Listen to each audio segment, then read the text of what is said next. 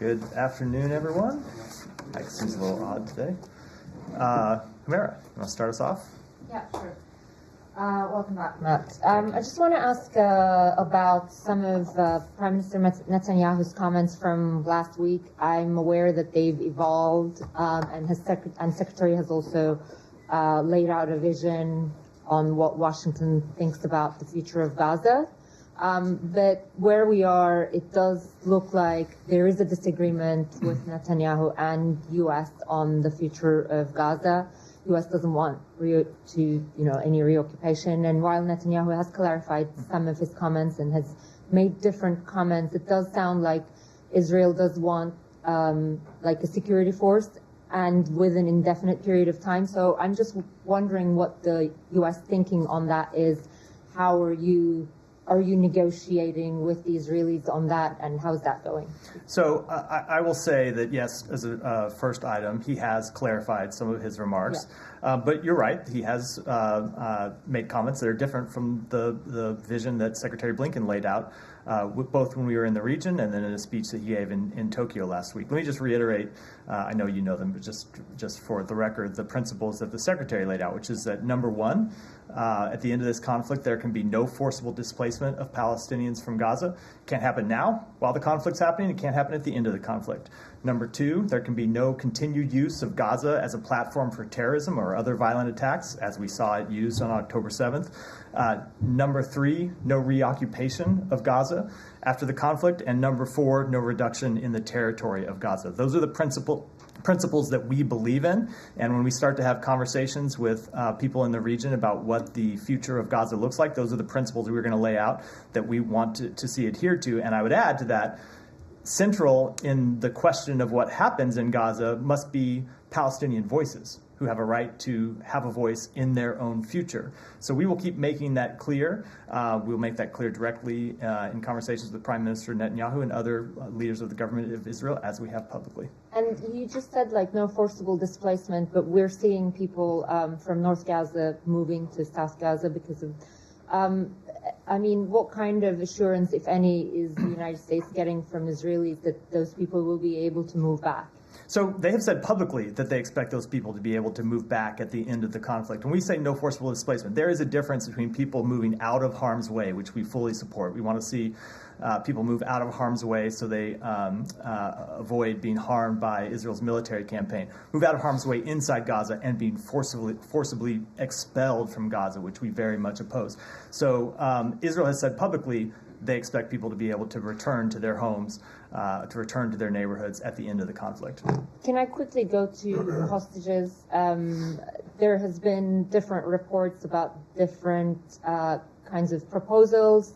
To the extent that you can share, what is the latest? Do you have some sort of renewed optimism that there could be some progress on that this week, perhaps? So on the first question, I'm going to stick to the rule that I've adhered to and that Secretary Blinken has adhered to pretty rigorously, which is we're not going to talk at all about either the substance or the status of negotiations to secure the release of hostages, including the American citizens who we know remain held hostage.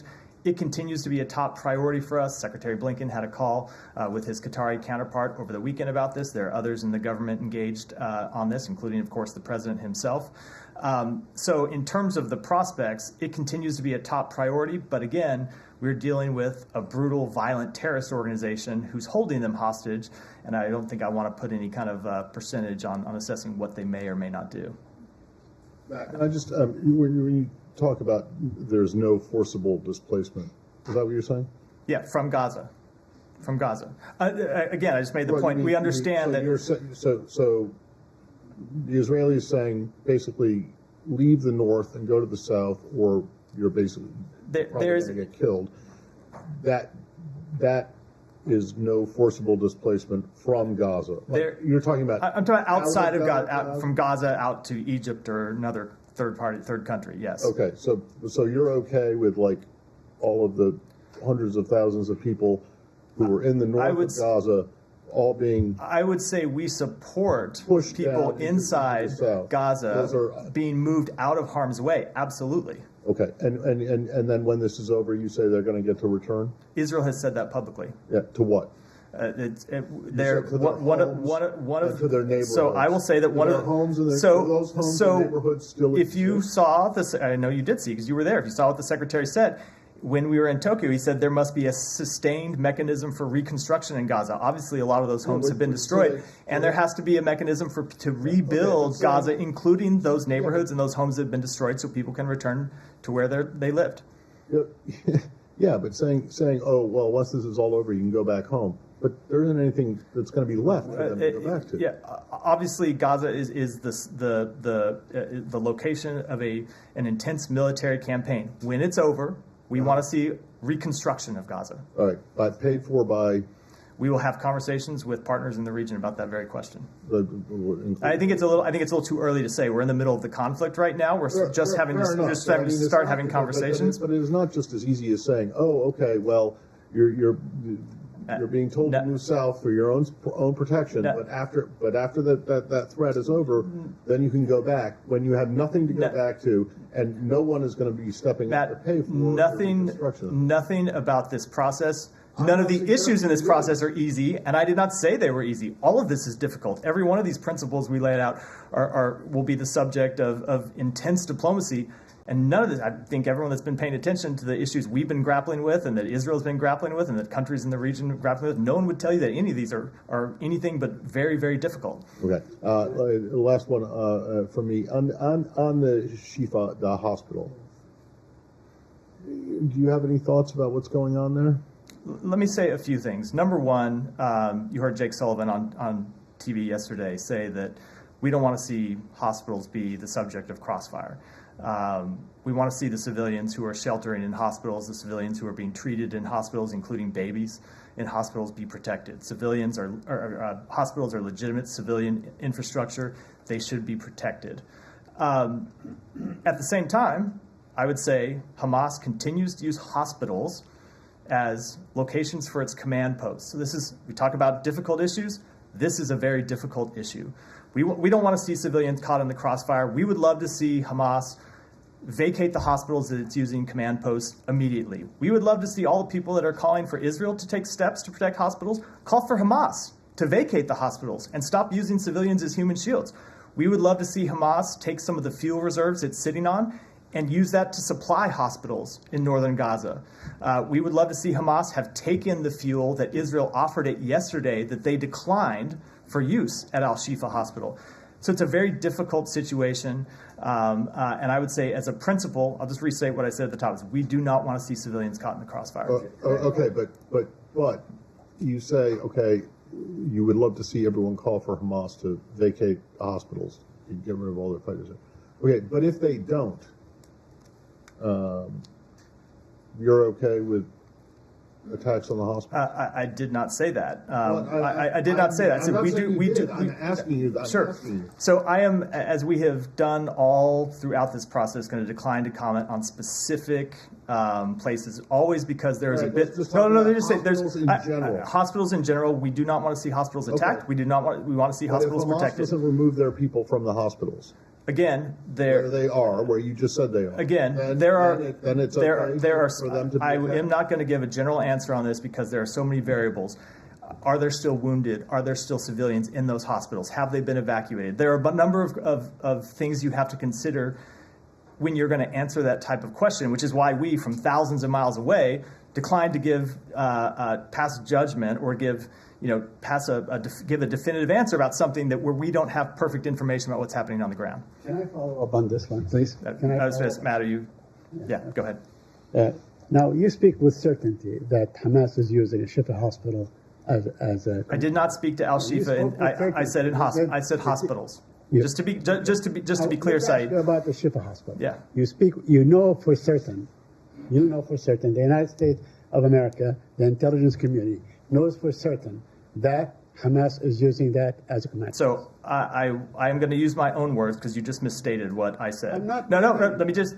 You did. So let me be clear. What I said. I am not going to comment on any specific hospital. To do so would require me to get into intelligence matters, which I'm not going to do from the podium. I will say, as a general matter, yes, we do know that Hamas uses hospitals, Right. and there is plenty of public reporting about this. You can read about it in the press, using hospitals as command centers. Okay, let me rephrase my question. Does the United States have any evidence that Hamas is using this particular hospital or the other hospital as command posts? With respect to a general matter, I will say yes, we do. With respect to a specific hospital, I'm not going to get into intelligence But matters. you know, all the hospitals are completely out of service right now.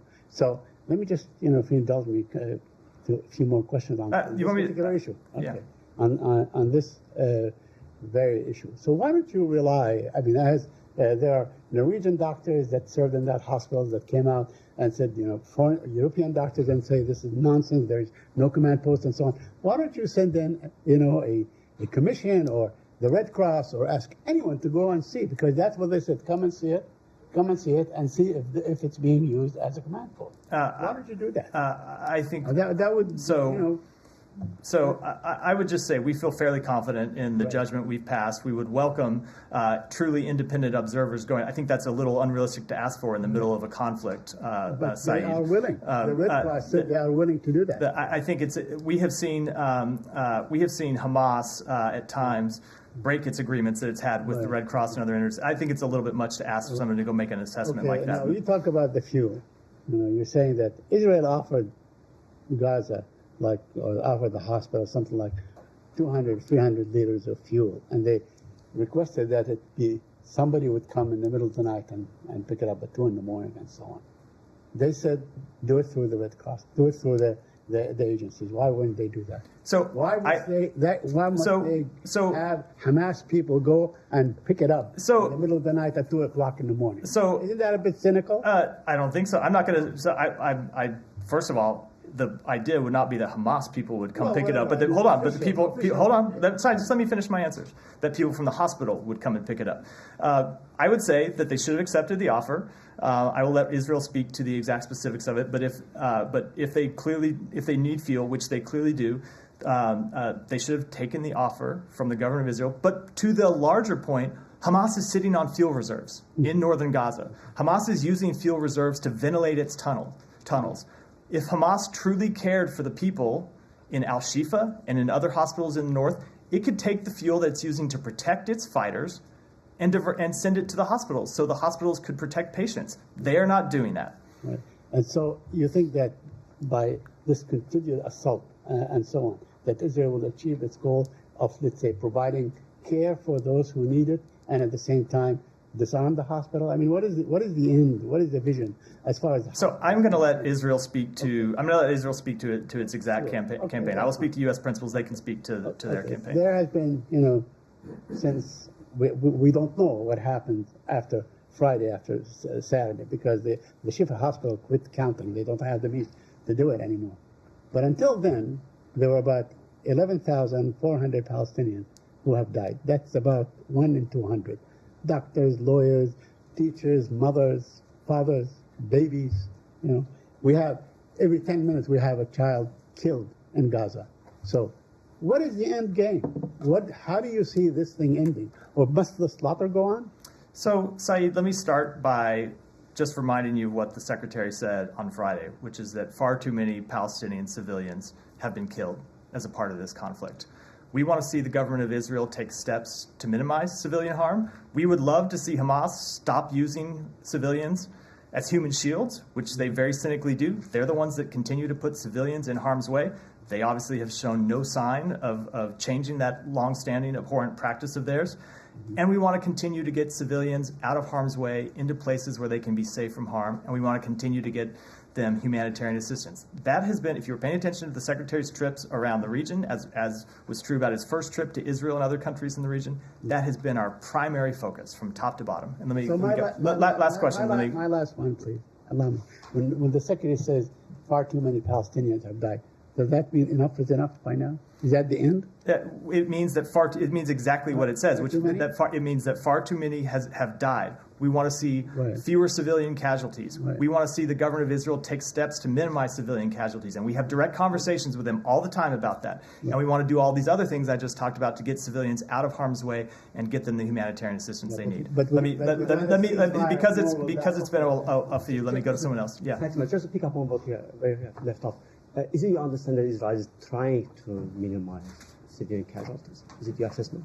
It is. It's our understanding that they do attempt to minimize civilian casualties. They've talked about that publicly. We think there are additional steps that they can take. The Secretary communicated that to them very clearly when he was in Israel, and we've had continued ongoing conversations with them about that. Thanks so much. If hospitals are indeed sanctuaries for Hamas, which Israel says it is there any active discussion over creating field hospitals and potentially U.S. involvement in it?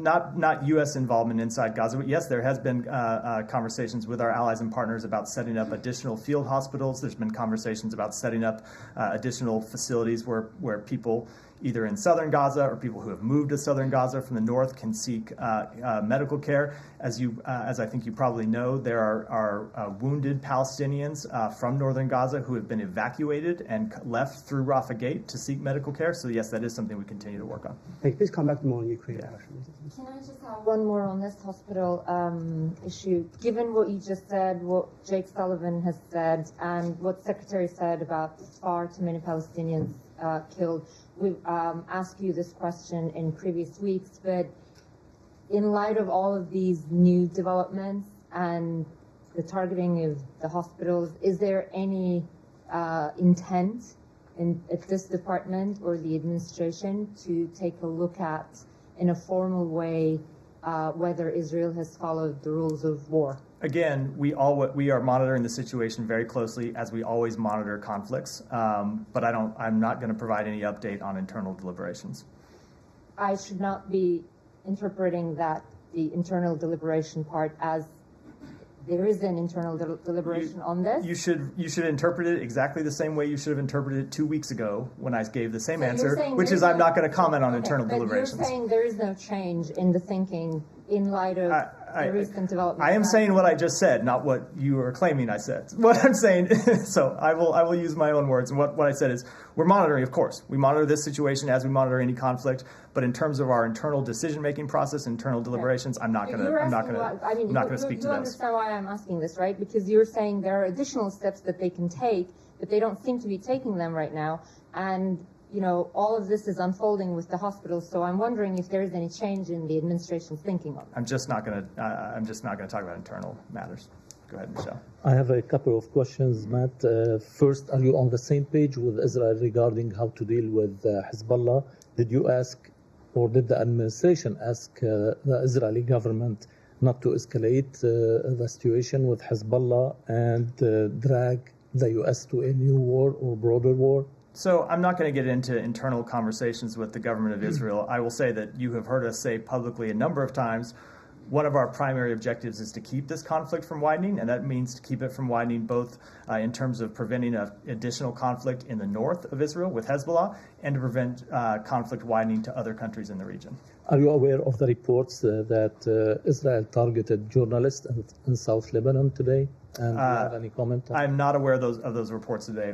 If it just came in the last bit while I was coming out here, I haven't seen it. And finally, in the supplemental package request, the OMB stated that the crisis in Gaza could result in displacement across borders and higher regional humanitarian needs, and funding may be used to meet evolving programming requirements outside of Gaza, and including Israel, West Bank, Lebanon, Jordan, Syria, and Egypt.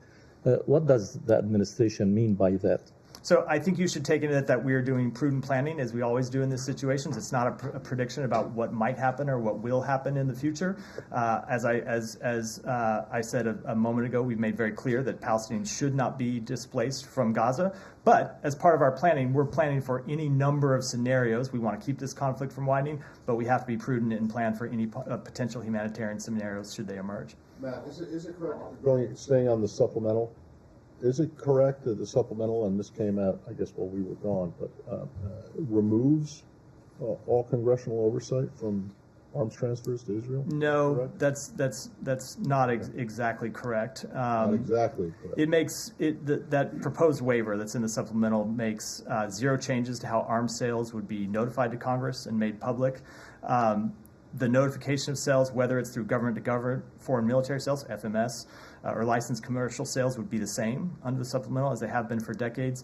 What this provision I think you're asking about would do would be to allow us to waive the congressional notification requirement for supplemental foreign assistance funds, not for arms sales. So, foreign assistance like ESF? I don't know the exact program. I'd have to look into that and get Economic back to you. support funds. Yeah, it may be. I'd have to look for it and get. But not get for back to you. FMF. Not for foreign military Again, financing or FMS, I would have to sales? dive into it and get back to you. I think the story, from my understanding, conflated funding notifications and arms sales notification. But beyond any details, I'll have to, All right. to And then gauge after. my last one is when you talked about the hospitals and Hamas, using them to operate, you said that you were fairly confident of that assessment. Fairly confident. We are very confident of that assessment. Very? Yeah, very confident. Fairly. Confident. I'm. Well, I just want to make. We are confident. Okay, so yeah. if you're confident that that's Yes. the case, then you presumably then don't have any issue with Israel going at if they give people ample warning to leave. It is a very complicated question. Not everyone who's in a hospital can leave. There are questions of whether ambulances I can know. get there and transport them out. It is what makes this what makes this issue so difficult, and why I'm declining to pronounce specific factual judgments on difficult situations when I don't when facts are evolving all the time. Right, but I mean, if you but then you put yourself in the position, or you leave yourself open to never having a position on it at all. I think we've made pretty clear. I mean, we've made clear what our overall position is. Again, we lay out our general principles, but I'm thousands of miles away from Israel right now. We get conflicting information. You hear, we get conflicting information in press reports. You get conflicting information from people on the ground. It is difficult to pass a definitive judgment about what has happened, what should happen. So I'll decline to do that other than going beyond what our principles are regarding civilian protections. Go ahead. Thank you. Just wanted to quickly follow up on the civilian casualties, and I will have one more. You said you have been calling on Israel for quite a long time to minimize harm to civilians, but I just wanted to make sure, do you really think that Israel is doing everything it can to minimize harm to civilians, and what are the other steps that Israel can take? So we do, as I said, think there are additional steps that they can take. What those additional steps are, we've had very direct conversations with them about that, but I will keep those conversations private. Okay, one more, please. During the Arab Islamic Summit in Saudi Arabia this weekend, Turkish President Erdogan said that the Israeli minister's remarks about a nuclear strike on Gaza revealed the existence of Israel's nuclear weapons and called on an international investigation on that. What is the U.S. position on this call for an international investigation? And is the U.S. aware of any potential nuclear weapons owned by Israel? I don't have any comment on an investigation or the underlying question. I will say that the remarks by that minister were completely unacceptable, and we are glad they were immediately repudiated by the Prime But Minister. you don't support any investigation on that? I'm just not going to comment on that at all. Thanks so much.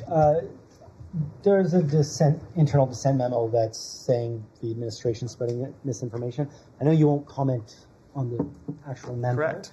But, you have protesters out here on Thursday yelling shame at employees as they walk out the building saying, quit your job. I mean, how is morale inside this building, and how is it affected by all of the kind of... So I would say that the State Department, like every organization, not just in government but around the world, contains people with a diversity of views. And one of the things that we think is one of our strengths, you've heard me talk to this before, you've heard Vedant talk to this last week, I think you've heard the Secretary talk to this at times. One of our strengths as an organization is that we have that diversity of views and that we welcome people to make those views known. The Secretary has met with a number of people from all ranks of the department, from different bureaus in the department, to hear exactly what they think about our policy, both with respect to Israel and its conflict with Hamas and with respect to other matters, including very controversial matters. And he encourages people to provide feedback. He encourages people to speak up if they disagree. It doesn't mean that we're going to change our policy based on their disagreements. He is going to take their recommendations and make ultimately what he thinks is the best judgment and make his recommendations to the president about what we ought to do. So I would just say that it goes to this question of morale. We see the diversity of opinions as a source of strength of this department, not as a source of weakness. Mr. Miller, my name is Jacob Milton. I'm working for Weekly Bangladeshi and a publication called We Are the People and Nagrik TV. As you know, that Bangladesh and Dhaka is another hot place like Gaza. It will become a Gaza Strip very soon if free and fair election is not going to take place. Bangladesh is a sovereign country where 90 to 95% of the people are in favor of democracy and free, fair, participatory, and inclusive election. Citizens of Bangladesh become very optimistic once America starts playing a role concerning human rights and democratic process. All major political parties, except Awami League, are working with His Excellency Peter Haas and other diplomats from other nations. Why must the U.S. government discuss the Bangladesh issue with India? Does it not indicate that our country has already been sold to India by the current regime of Bangladesh? Does the U.S. needs India's concurrence do anything in Bangladesh? Let me just say what I have said many times, which is we support free and fair elections in Bangladesh. We think the future of the Bangladeshi government should be determined by its people, full stop. I have one. You asked three in one there. I'm going to go ahead. Thank you, Matt. Assistant Secretary Donald Lu has sent a letter with urging for dialogue between the ruling party and the opposition. But how can there be any dialogue when most of the opposition political leaders are in prison? And I'm wondering who received letter from the opposition as government crackdown opposition is going on, and garments workers, been killed, at least 5. So what is your comment? How can be a dialogue in this scenario? So again, I welcome the attempts by various reporters to draw me into internal Bangladeshi political matters, and I'm going to continue to refrain from doing so. The United States does not take a side in Bangladeshi elections. We do not support one political party over the other. We support free and fair elections, period. Go. No, I'm good. Yeah. Okay. I wonder, sir, how can Palestinians accept the offer of fuel Israeli offered for them? The people who the patient who left the hospitals targeted and killed by Israeli soldiers, and as well Red Cross. They said they declared it's very difficult to them to do their duty, and also UNRWA, they lost 99 of their employees. So it's difficult to accept this offer. As well, my question. Let me just say something first about it. So I think your question goes to what I was saying. I'll get sorry. The point you just made. I will definitely come back to your question. Okay, but the point you just made, I think, gets to the difficulty I was speaking to a minute ago about finding definitive judgments when facts are so hard to ascertain. You mentioned reports that the Israelis were firing on people near the hospital or relief workers. There are reports that Hamas fighters are firing on Israeli soldiers from inside the hospital. So so my point being that in such a difficult situation, it's why I'm declining to pass judgment. But I would say in general, if it is so important for this hospital to have fuel, which it obviously is, I would think that I would hope that they would take the government of Israel up on its offer to provide fuel, as well as, of course, as I said earlier, that Hamas would just start turning over some of its own fuel. Now go ahead with your question. About Israel planning to build a buffer zone north of Gaza, the north part of Gaza and Gaza cities. There is a reports talk about that Israel planning to build a buffer zone to build buffer zone in the northern part of Gaza. So are you sure or guarantee people, civilian people who left their homes in Gaza, northern part of Gaza and Gaza City, to after the war is end, they will go back to their homes? Are you guaranteeing that? What I can guarantee is what United States policy is. And what United States policy is that there should be no reduction in the territory of Gaza.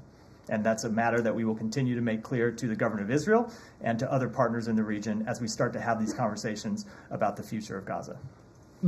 Thanks, Matt. I know you won't comment on the reported cable or memo or the many reported cable or memos of dissent, but is the Secretary aware of dissent, particularly on this issue? And would you say that this issue has drawn dissent like perhaps others haven't in his tenure here? So I'm not going to characterize this issue versus other issues. There are, of course, a number of controversial issues that we deal with. And at any time on a big controversial issue, of course, not everyone in the department agrees with the given policy that we decide to pursue at any one point. So comparing this issue to others, I don't think I'm able to do. I will say, as I said before, that this is a difficult issue where people have very strong feelings for very good reasons. That is not true just at the State Department. You look at the protests that have happened around the country, the protests that are going to happen in Washington this week. You look at the very strong feelings that this issue has aroused in the United States and around the world. Of course, that extends to inside the State Department, where people have very strong opinions. I'll just reiterate that the Secretary wants to hear from those employees. He wants to hear what their opinions are. I won't comment on any dissent memos, but he has spoken in the past about how he welcomes the dissent channel and thinks it's a very valuable channel, and that he likes to get feedback through it, and he hopes that people will use it, and he hopes that it continues to be protected. One of the reasons we generally don't talk about it is we want people to feel that they can use that channel confidentially without fear that somehow it would be used, that their participation in that channel would be used against them with respect to employment or promotion decisions down the road. It's a channel that the Secretary finds very valuable, as he finds valuable his meetings with employees, as I said, at all ranks, to talk about their opinions on this issue and many others. Beyond the channel, has he on this issue spoken to employees or diplomats or anybody at State who have raised disagreements with how the U.S. is conducting foreign policy on this issue? Of course he has. He's talked with people inside the building who very much support the policies that we have undertaken, as well as people that disagree.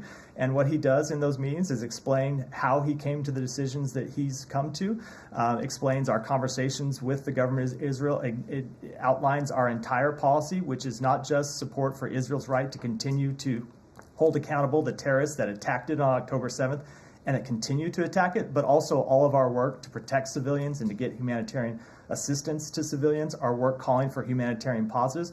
I think one of the things he makes clear in any time he has a conversation about these issues is it is the United States of America, not any other country, that was able to secure an agreement to get humanitarian assistance into Gaza. It was the United States of America that was able to secure an agreement to get humanitarian pauses so people could move through these humanitarian corridors that have now been set up to move from north to south. So he will continue to make that clear in all of his conversations. Has it changed his decision-making at all?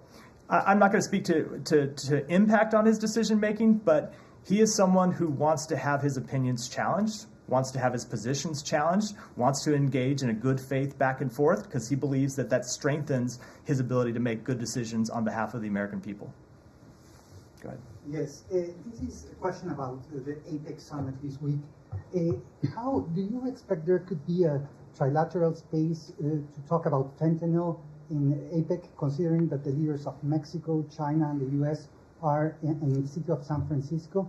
Today, the mayor of San Francisco said she would like to hear some progress on this issue. So I won't speak to any specific meetings that we haven't yet announced, but I will say that curbing the trafficking of fentanyl and the devastating impact it's had on American citizens is something that the Secretary raises in his meetings with officials from the government of China. It's certainly something that was on the agenda when we've met with officials from the government of Mexico. You can very much expect that it will be on the agenda for a number of his meetings at APEC. You framed your response earlier that it was the U.S. who was able to get humanitarian aid into Gaza. The U.S. broker an agreement is what I meant, and who was able to get these 3 or 4 to 5 hour pauses. So, how much responsibility do you take then for the 11,100 lives that have been lost, if you are in a position to stop that today? I would reject the premise of that. The government of Israel conducts its military campaigns. We talk to them about how to minimize civilian casualties. We talk to them about what they can do to protect civilians and how to get them out of harm's way. We do everything that we can to broker agreements to get humanitarian assistance in, but ultimately this is a campaign that's being conducted by the government of Israel. We will continue to make our policies clear to them. We will continue to offer our best advice to them, as you've seen the president do, and we will continue to work to get humanitarian assistance in. To Ukraine, Russia, if you don't mind. Secretary Metzger, are you saying that without the United States, there would be no humanitarian aid going in? So you never know what a counterfactual is. Right. Had we not brokered that agreement, you have no idea whether someone else would have come. Hold on. Let me finish. You have no idea whether someone else would have come in and brokered an agreement. What I'm saying is what did happen is that it was the United States that brokered that agreement that allowed humanitarian assistance to come in. Okay. Well, was there anyone else that you were aware of who was in a position to be able to broker an agreement? It was the United States that did it. I don't know what you're referring to. I'm sure you have a... You're taking credit for all of this. It's just like his question. I mean, if you're taking credit for the quote-unquote good, that means some aid getting in to Gaza. We take responsibility for the things that we do. Correct. I'm not... But if you're claiming that you have influence with the Israelis enough to get the aid in, then you're saying that you don't have any responsibility. No, I think that you were on both of the last trips. I think it's very clear that while we are able to make our opinions known to the government of Israel and we were able to move them, there are issues on which we have disagreements. We started this briefing off about some of the disagreements that we have with them with respect to where Gaza will come. You're taking credit for I'm taking credits for things where we have had a direct impact. Where the United States government point to something quote unquote positive. And there are other areas that we continue to work. There are other areas we continue to work on. Those aren't our fault. There are other areas we continue to work on. Go ahead. Thanks so much. I was hoping you could fill us in on this morning's meeting on Ukraine. The secretary held with the delegation. Did he assure the Ukrainian side that the topic of Ukraine will be on top of his queue despite the challenges abroad and at home? We, in all of our conversations with the Ukrainian government, make clear that we will continue to stand by them, that we will continue to back them. And you don't have to just look to our private conversations. You've heard the President of the United States speak to the American people about exactly this question when he laid out in an Oval Office address our request to Congress to provide supplemental assistance to Ukraine so we can continue to back Ukraine. In addition to that, the Secretary talked with Mr. Yarmak this morning about steps we can take together with Ukraine to harden its infrastructure for the upcoming winter. We, of course, in the last winter saw Russia trying to take down energy sites in Ukraine. They may very well do that again, so we had to talk to them about steps that they can take to prepare for and respond to that. As I understand, you also guys are talking to the Russians as part of APEC talks. There's a discussion between Ambassador Matt Murray and his Russian counterpart. Is Ukraine being discussed without Ukraine on the table?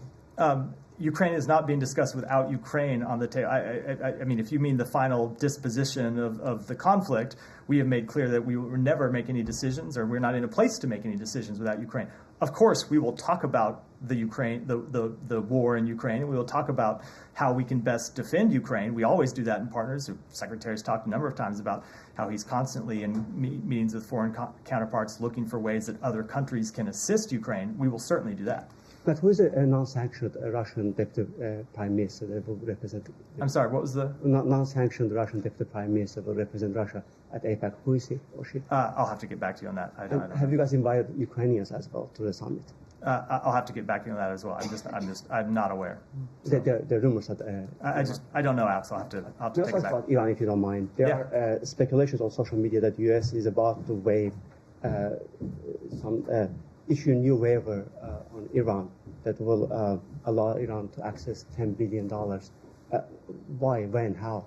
Anything you can tell us? I think you certainly shouldn't expect me to comment on speculation on social media, and I will decline to do so. Go ahead, and then we'll wrap it up. Is it true? Thank you. Yeah, I think I just answered it, or declined to answer. Thank you, Matt. Can you please give us a sense, if anything, discussed in New Delhi 2+2 meeting on particularly Bangladesh upcoming election. Indian press and Bangladeshi press described that they had a good meeting on Bangladesh upcoming election, and we saw the Indian statement as well as the Chinese statement terming as internal affairs. So can you please give us this? I'm just not going to talk to the. Hold on. As I said, this would be the last bit. I'm not going to talk to the specifics of the meeting other than what we put out in our readout. And the Secretary said in his statement while we were in India. Thanks, everyone. Thank you.